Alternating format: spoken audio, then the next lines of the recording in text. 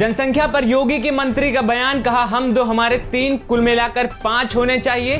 फरवरी में आ सकती है कोरोना की तीसरी लहर, वैज्ञानिकों ने दी चेतावनी। पंजाब में जारी किसानों के आंदोलन से कई ट्रेनें प्रभावित, आज पंजाब मेल और कल कोलकाता जम्मू तवी एक्सप्रेस निरस्त। वोटर आईडी और आधार कार्ड से जोड़ने वाला बिल संसद से पास, राष्ट्रपति की मंजूरी के बाद बनेगा कानून। दोनों सदनों में आज भी हंगामे के आसार, सांसदों की निलंबन व टेनी के इस्तीफे को लेकर विपक्ष हमलावर। नमस्कार, द यूपी खबर देख रहे हैं आप, मैं हूं आपके साथ आदर्श। अब खबरें विस्तार से। यूपी सरकार के श्रम कल्याण मंत्री ने कहा है कि हम दो हमारे तीन, यानी कुल मिलाकर 5 होने चाहिए। इस बात के पीछे योगी के मंत्री का कहना है कि अगर ऐसा नहीं हुआ तो हमारा देश बूढ़ा हो जाएगा। योगी कैबिनेट में श्रम कल्याण राज्य मंत्री सुनील भराला मंगलवार को बागपत के पीडब्ल्यूडी गेस्ट हाउस में विभाग के अधिकारियों के साथ मीटिंग करने पहुंचे थे। प्रेस वार्ता में उन्होंने बयान दिया कि हमारा देश बूढ़ा हो जाएगा, इसीलिए जरूरी है कि हम दो हमारे 3, कुल मिलाकर 5 होने चाहिए।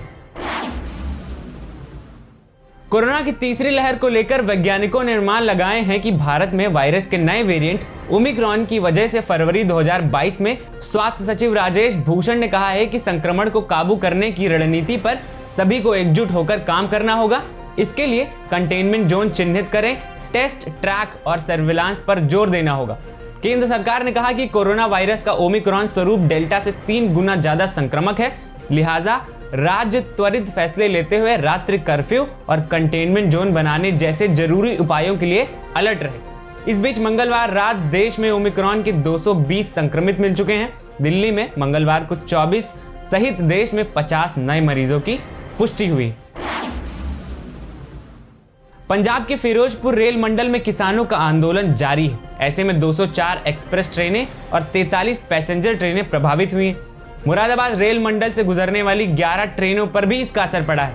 20 और 21 दिसंबर को 5 जोड़ी ट्रेनें निरस्त रही हैं, जबकि 6 ट्रेनें अल्प दूरी के लिए चलाई गईं।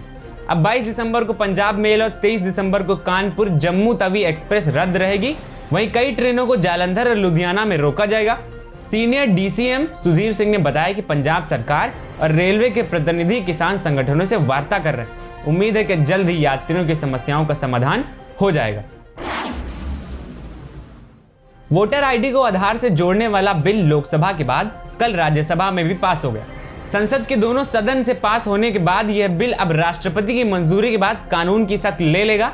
हालांकि विपक्ष लगातार इसको लेकर अपने संदेह जाहिर कर रहा है, लेकिन सरकार का यही कहना है कि इस बिल से फर्जी मतदान को रोकने में मदद मिलेगी।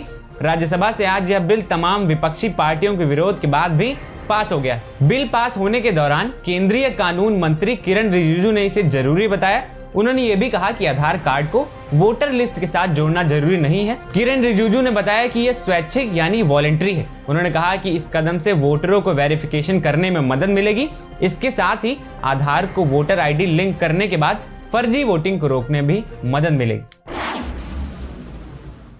कई मुद्दों पर विपक्ष के हंगामे के बीच मंगलवार को राज्यसभा में चुनाव कानून विधेयक पारित हो गया। केंद्रीय महिला एवं बाल विकास मंत्री स्मृति ईरानी ने लोकसभा में बाल विवाह निषेध विधेयक 2021 पेश किया। वहीं निलंबित राज्यसभा सांसदों की सूची में डेरेक ओब्रायन नाम भी जुड़ गया। मंगलवार को राज्यसभा में तृणमूल के नेता डेरेक ओब्रायन भी गलत व्यवहार के कारण निलंबित हो गए। दरअसल चुनाव सुधार से जुड़े कानून को पारित करते वक्त डेरेक ने रूल बुक को ही महासचिव के सामने टेबल पर फेंक दिया था। विधेयक पर मतदान की जरूरत ही नहीं पड़ी क्योंकि विपक्ष वॉकआउट कर चुका था और विधेयक ध्वनिमत पारित हो गया। वहीं लखीमपुर खीरी कांड पर कांग्रेस सांसद मनिकम टैगोर ने लोकसभा से स्थगन नोटिस दे दिया है और गृह राज्य मंत्री अजय मिश्र के तत्काल इस्तीफे की मांग भी की। फिलहाल आज की इस बुलेटिन में इतना ही। बाकी खबरों के लिए बने रहें द यूपी खबर के साथ। नमस्कार।